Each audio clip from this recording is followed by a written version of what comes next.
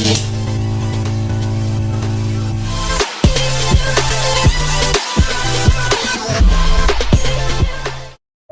semua, selamat pagi untuk itu semua. Dimana ya kalian berada, sehat selalu ya. Oke, baik, di video kali ini saya akan menjelaskan tentang apa itu K3. Bagi teman-teman yang ingin mengetahui tentang K3, yuk simak videonya. Tidak. I got some motherfucking design on right now. Bring it down, bring it down, bring it down. I got 3 whole thoughts in the Oke, baik, saya akan menjelaskan tentang apa itu K3. Dan K3 itu kata lain dari K3 adalah kesehatan dan keselamatan kerja. Di dalam sebuah pekerjaan harus membutuhkan yaitu kesehatan. Yang kedua itu keselamatan kerja. Yang kedua saya akan membahas tentang K3L. K3L disingkat dari kesehatan dan keselamatan kerja lingkungan hidup. Baik, saya akan menjelaskan penjelasannya. Kesehatan atau keselamatan kerja dan lingkungan hidup atau disingkat menjadi K3LH merupakan suatu upaya pelindungan agar tenaga kerja selalu dalam keadaan sehat dan selamat selama melakukan pekerjaan di tempat kerja agar proses produksi berjalan dengan aman. Di bagian kali ini kita menjelaskan tentang tentunya kita melakukan sebuah pekerjaan di suatu lingkungan harus menerapkan K3LH. Oke, baik, kita akan masuk pada pengertian keselamatan kerja. Di sini dia menjelaskan keselamatan kerja merupakan keadaan seseorang merasa aman dan sehat dalam melakukan tugasnya. Aman dan sehat dimaksud mencakup keamanan dari terjadinya kecelakaan dan sehat dari berbagai faktor penyakit yang muncul dalam proses kerja. Keselamatan kerja merupakan syarat mutlak yang harus dipenuhi perusahaan terhadap pegawai melalui serangkaian prosedur keselamatan. Di pengertian keselamatan kerja ini menjelaskan bahwa di dalam sebuah perusahaan harus menerapkan keselamatan kerja agar tidak melakukan kesalahan di dalam sebuah pekerjaan. Oke, baik, kita akan masuk pada manfaat dan tujuan keselamatan kerja. Manfaat penerapan standar keselamatan dibagi menjadi empat makna, yaitu yang pertama itu terpercayanya tujuan dari proyek sesuai dengan rencana yang telah ditemukan,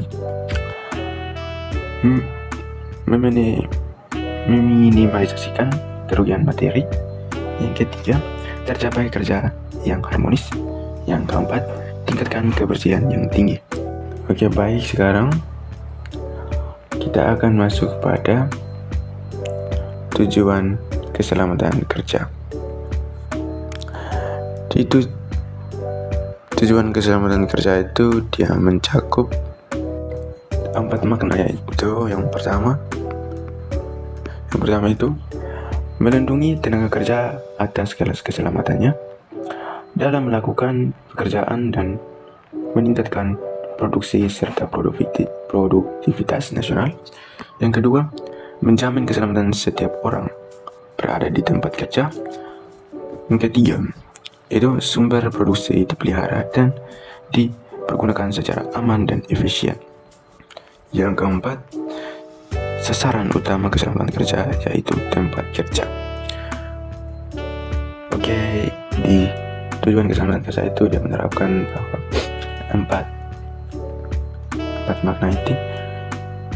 Dia menjelaskan bahwa di setiap pekerjaan itu harus menerapkan 4 makna ini supaya menjaga keselamatan dan kesehatan kerja di dalam sebuah perusahaan.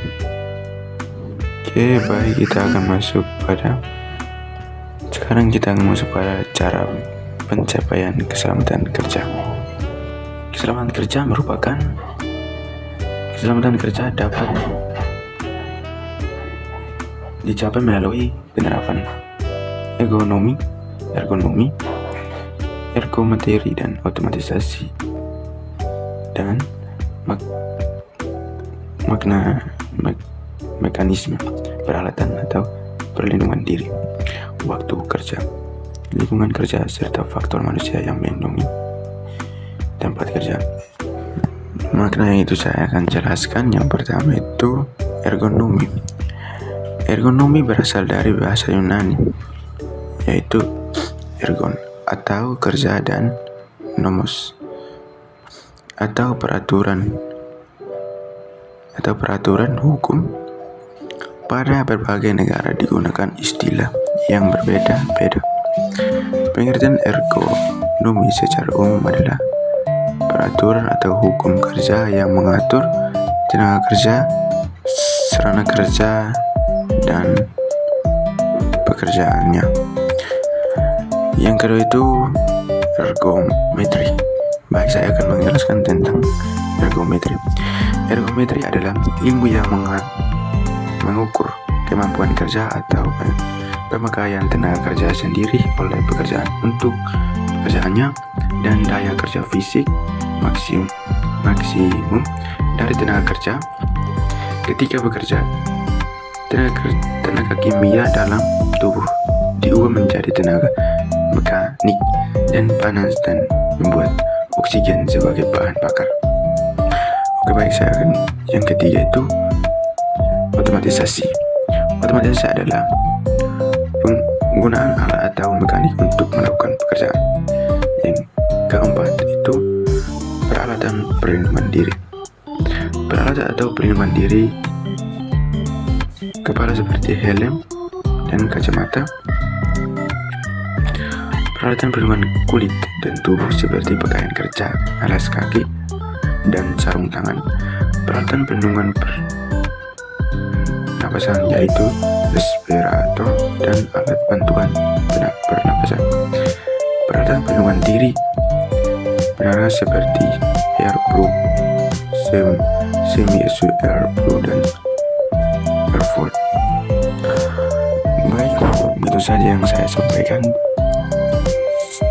Semoga manfaat untuk kita semua.